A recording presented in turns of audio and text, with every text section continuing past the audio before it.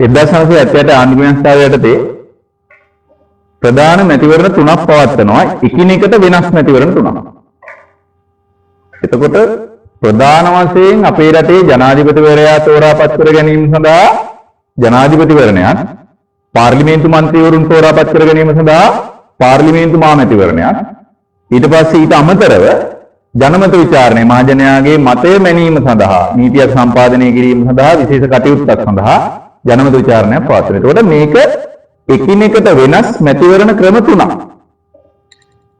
එතකොට දැන් අපි බලන්න යන්නේ ඉස්සරෝමද පාර්ලිමේන්තු මහ මැතිවරණය පවත්වන්නේ කොහොමද? ලංකාවේ පාර්ලිමේන්තු මහ මැතිවරණය පැවැත්වීමට අදාළව ලංකාව මැතිවරණ කොටස් වලට බෙදන්නේ කොහොමද? ඊට පස්සේ മന്ത്രി ධූර මැතිවරණ කොටස් වලට අනුව බෙදලා දෙන්නේ කොහොමද කියන කාරණය ටිකක් විතර සංකීර්ණයි. හරියට අපි දැන් අර ප්‍රායෝගිකව අපි මැතිවරණයක් අරගෙන අපේ කුරුණෑගල දිස්ත්‍රික්කයේ හරි මොන හරි ලේසි දිස්ත්‍රික්කයකට අරගෙන මේ മന്ത്രി ධූර ටික බෙදලා වෙන් කරගමු. වර්තමානයේ පාර්ලිමේන්තුවේ ධූර කාලය අවුරුදු 5යි. ඒ කියන්නේ අවුරුදු 5කට වරක් පාර්ලිමේන්තු මැතිවරණය පවත්වන්න ඕන අනිවාර්යයි. ලංකාවේ පාර්ලිමේන්තු මහ මැතිවරණය පැවැත්වීමට අදාළව සියලුම විධිවිධාන ක්‍රියාවට නම් වන්නේ මැතිවරණ කොමිෂන් සභාව මත. මේක ස්වාධීන ආයතනයක්. ඒක ස්වාධීනයි කියලා කියන්නේ කොහොමද? රයිට්. මම මෙහෙම පොඩි අදහසක් විතරක් ඔයගොල්ලන්ට දෙන්නම්. ඕනම ආයතනයක් කොහේ හරි මොන හරි අමාත්‍යාංශයකට අයිතිනේ. හැබැයි මැතිවරණ කොමිෂන් සභාව කිසිම අමාත්‍යාංශයකට අයිති නැහැ. එහෙම ආයතන දෙකයි ලංකාවේ තියෙන්නේ.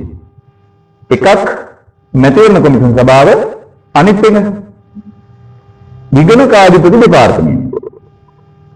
එතකොට අමාත්‍යවරයෙකුට තමන්ගේ අමාත්‍යාංශය යටතේ තියෙන ආයතනයකට බලපෑම් කිරීමේ හැකියාව තියෙනවා. නමුත් එතකොට මේ ආයතනය පවතින්නේ අමාත්‍යාංශයක් යටතේ නෙමෙයි, ස්වාධීනයි.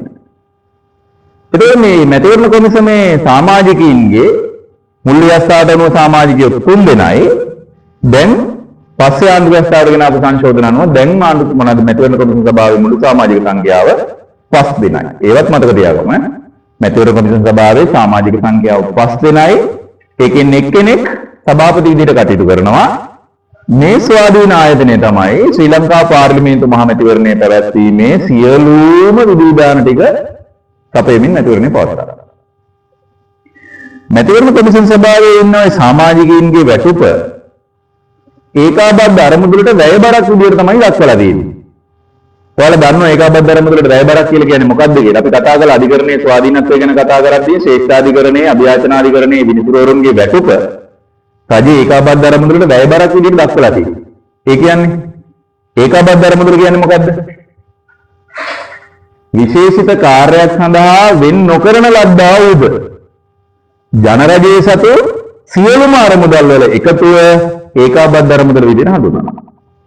විශේෂ කාර්යයකට වෙන් නොකරන ලද්දා වූද මහ පොළ ශිෂ්‍යත්ව අරමුදල, ජනාධිපති අරමුදල, සේවක අර්ථසාධක අරමුදල, විශේෂ කාර්යයන් සඳහා වෙන් කරපු මුදල් තියෙන තැන්.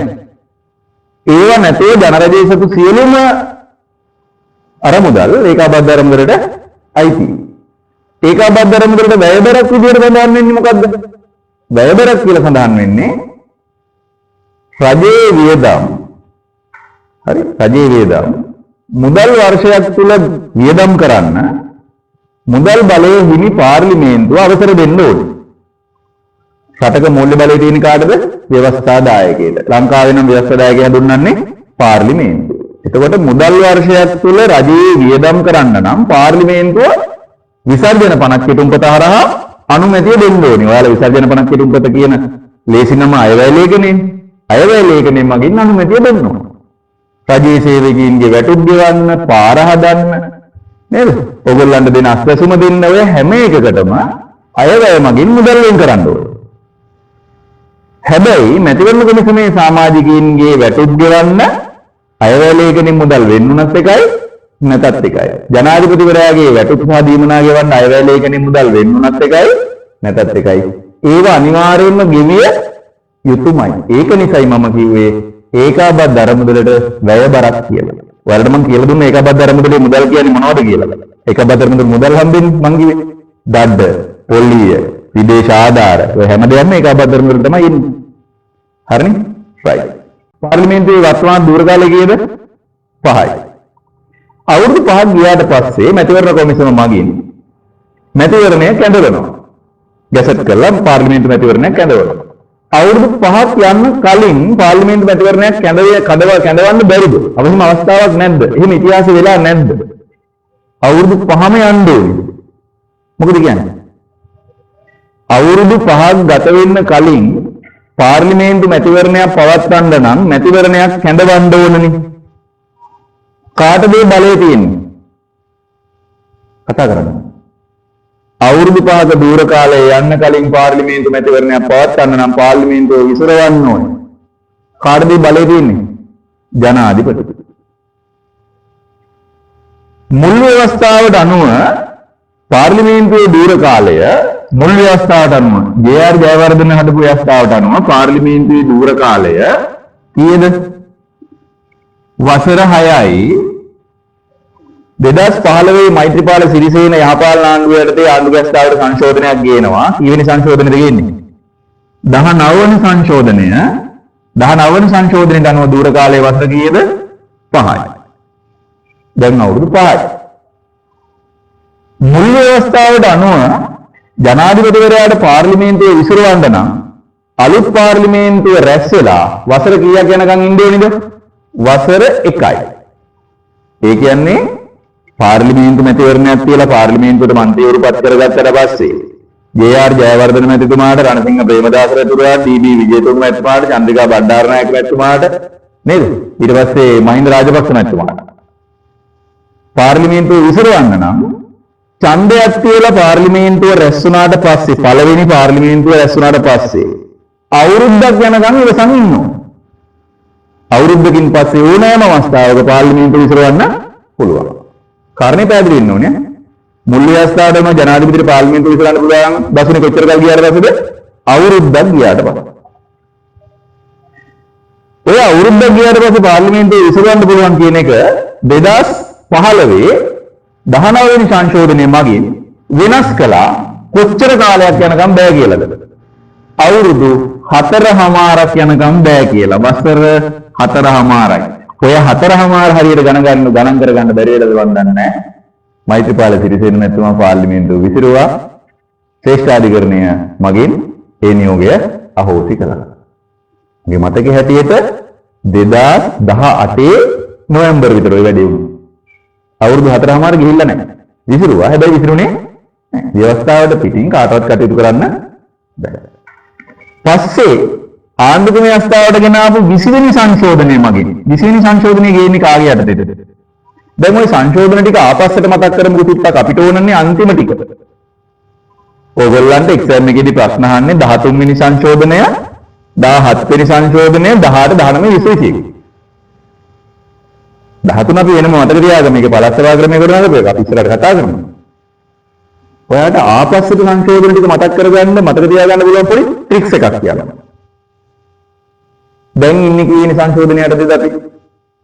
21. දැන් ඉන්නේ 21. 21 වෙනි සංශෝධනය අන්තිමටම අපේ රටේ හිටපු ජනාධිපතිවරයා යටතේ තමයි ගෙනාවේ.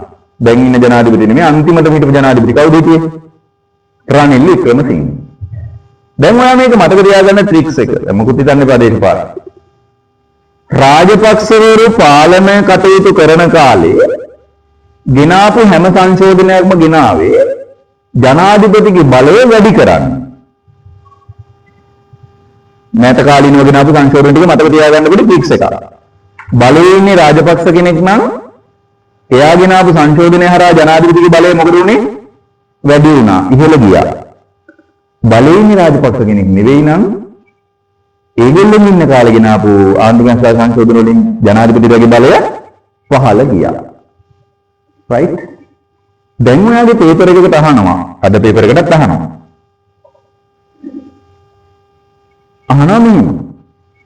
ජනාධිපතිවරයාගේ බලතල ඉහළ නැංවීම සඳහා ආණ්ඩුක්‍රම ව්‍යවස්ථාවට ගෙන සංශෝධන දෙකක් නම් කරන්න. ජනාධිපතිවරයාගේ බලය ඉහළ නැංවීම සඳහා ව්‍යවස්ථාවට ගෙන සංශෝධන දෙකක් නම් කරන්න. දැන් අපි යමු ආපස්සට.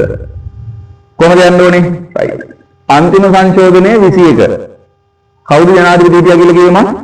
රනිල් වික්‍රමසිංහ මැතිතුමා රාජපක්ෂ කෙනෙක්ද? නෑ. එහෙනම් 21 වෙනි සංශෝධනය මගින් ජනාධිපතිගේ බලතල මොනවා වෙන්නේ නැතිද? අඩු වෙන්නේ නැති. රනිල් වික්‍රමසිංහ මැතිතුමාට කලින් හිටපු ජනාධිපති කවුද? දැන් ඒක මතක නැතුව මේක කරගන්න බෑ. මම මේ ට්‍රික්ස් එකක් කියන්නේ බලන්න ට්‍රික්ස් එක අමාරුයි අරද වෙන්නේ. රනිල් වික්‍රමසිංහ මැතිතුමාට කලින් හිටියේ කවුද? ගෝඨාභය රාජපක්ෂ. රාජපක්ෂ නම තියෙනවනේ. එහෙනම් එයාගේ කාලේ ගෙනාවු සංශෝධනය හරහා බලතල මොනවා වෙන්නේ නැතිද? වැඩි වෙන්න ඇති. 20ට කලින් තිබුණු සංශෝධනය මොකක්ද එහෙනම්? 21කට කලින් 20. එහෙනම් බලතල මොකද මේ? වැඩි වුණා. පොඩි ක්ලියර් කරන්න. ගෝඨාභය රාජපක්ෂට කලින් බලයේ හිටියේ කවුද? මෛත්‍රීපාල සිරිසේන මැතිතුමා. රාජපක්ෂ නමක් නැහැ. ජනාධිපති බලතල මොකද වෙන්නේ නැත්තේ? අඩු වෙන්න ඇති. එහෙනම් මොකද සංශෝධනය? 19 සංශෝධනය. කතන්දරය හරිනේ. මෛත්‍රීපාල සිරිසේන මැතිතුමාට කලින් හිටියේ කවුද ජනාධිපති? මහින්ද රාජපක්ෂ. මොකද්ද ගෙනාවු සංශෝධනය? 18 සංශෝධනය. ජනාධිපති බලතල මොනව වෙන්නේද? වැඩි වෙන්නේ. මතක තියාගන්න ඕන නම් ගේම ගහ ගන්න පුළුවන්. දැන් ඉන්න ජනාධිපතිවරයා යටතේ තාම ආණ්ඩුව රැස්සා සංශෝධනයක් ගෙනල්ලා නැහැ. අන්තිම සංශෝධනය ගෙනාවේ රනිල් වික්‍රමසිංහතුමාගේ කාලේ. පැහැදිලිද කාරණේ වෙන හැටි? හරිනේ? මත් මතක තියාගන්න ඈ. රයිට්. එතකොට 20 වෙනි සංශෝධනයේ මගින් මේ බලන්නකො ජනාධිපතිගේ බලතල වැඩි වෙන්න ඕනේ. දැන් මෙතෙන් යනවා ජනාධිපති ඉවසන් ඉන්න ඕනේ අවුරුදු කීයක් යනකම්ද? 4 යනකම් පාර්ලිමේන්තුව ඉදිරියවන්න බෑ. දැන් ජනාධිපති ඉන්නේ ගෝඨාභය රාජපක්ෂ නැතුව. එයාගේ බලතල වැඩි කරනවා නම් විසරවන්න පුළුවන් කාලේ මොනවද වෙන්නේ? අඩු වෙන්න ඕනේ. 20 වෙනි සංශෝධනය මගින් පාර්ලිමේන්තුව විසරවා හැරිය හැකි කාල සීමාව වසර 4 සිට වසර 2 දක්වා අඩු කළා. වසර 4 සිට 2 දක්වා අඩු කළා. එතකොට වර්තමානයේ පාර්ලිමේන්තුව විසරවන්න නම් පාර්ලිමේන්තුවේ මංගල සභාවාරය රැස් වුණාට පස්සේ ඉඳලා අවුරුදු කීයක් යනකම් ඉන්න ඕනේද? 2 දැන් එහෙනම් දැන් 2 ගත වෙලාද කියන්න මම දන්නේ නැහැ. 2 ගත වෙලා නම් පාර්ලිමේන්තුව විසරවන්න පුළුවන් ජනාධිපති. එහෙනම් පාර්ලිමේන්තු මැතිවරණයක් කැඳ වෙන අවස්ථා දෙකයි. එකක් දුර කාලයේ අවසන් වුණාට පස්සේ දෙවෙනි එක ජනාධිපතිවරයා විසින් පාර්ලිමේන්තුව විසුරුවා හැරීමෙන් පසු. කොහොම වුණත් මැතිවරණය පවත්වන්නේ කවුද? මැතිවරණ කොමිෂන් සභාව. මම අහන ප්‍රශ්නයක් තියෙන ළමයි. ජනාධිපතිවරයා පාර්ලිමේන්තුවේ විසුරුවා හැරීම නිකුත් කරන ගැසට් එකේම පාර්ලිමේන්තු මැතිවරණය පවත්වන දිනය සඳහන් කළ යුතුද කියලා. නෑ ඒක අනිවාර්යයක් නෑ. ජනාධිපතිවරයා පාර්ලිමේන්තුව විසුරුවා හැරියා නම් මැතිවරණය පැවැත්වීමට දාල බලතල ස්වයංක්‍රීයවම මැතිවරණ කොමිසමට යනවා.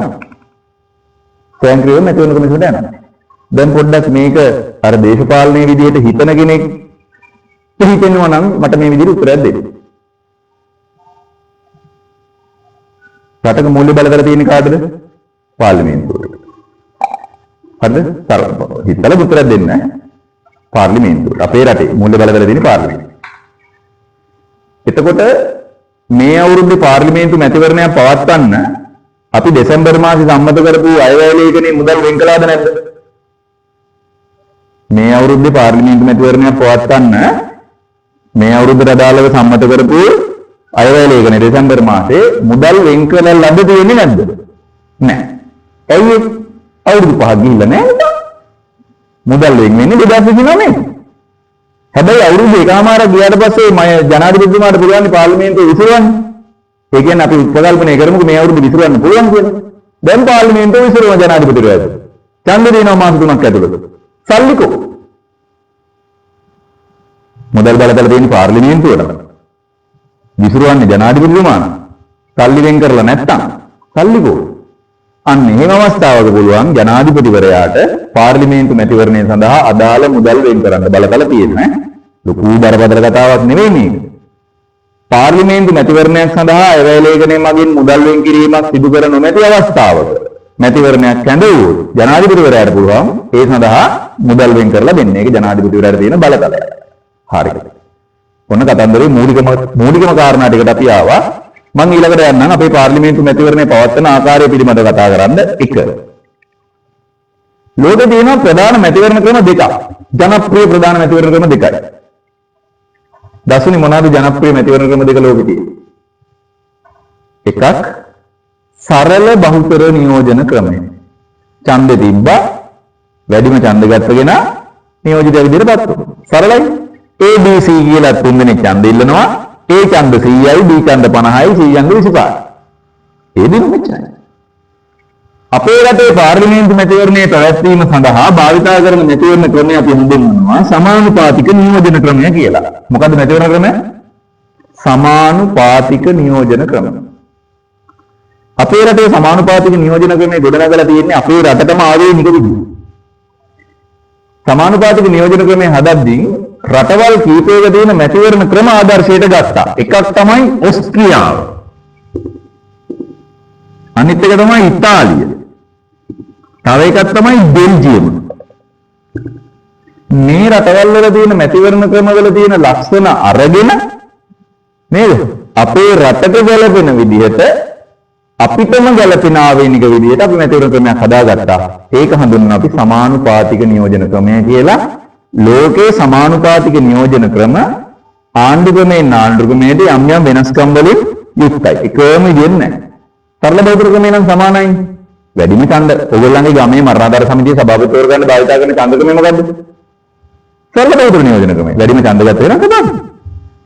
ඒකේ වෙනස්කම් නැහැ. බොහෝ වෙලාවට සමානයි. හැබැයි සමානුපාතික නියෝජන ක්‍රමය රටින් රටට ආණ්ඩු ක්‍රමයෙන් ආණ්ඩු ක්‍රමයට එකිනෙකට වෙනවා.